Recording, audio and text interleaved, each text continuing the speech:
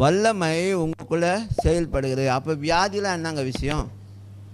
செத்து போனதை உயிராக்கக்கூடிய தேவன் அவர்.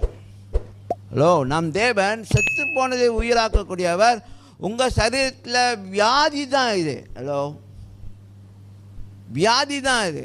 தேவன் உங்களுக்கு சுகத்தை கொடுப்பார் என்று நீங்கள் நம்பினீங்கன்னா, நீங்கள் அதை விசுவாசத்து கொண்டாடினீங்கன்னா, இங்கே பாருங்கள், மெயின் என்னென்னா, நீங்கள் நிறைய பேர் வியாதி ஆனோன்னா ரொம்ப ரொம்ப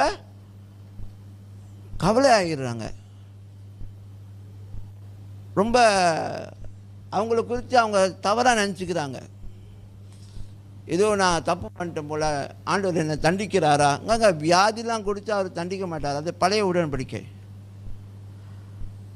பழைய உடன்படிக்கை தான் வியாதிகள் அவங்களுக்கு ஒரு தண்டனையாக வந்துச்சு.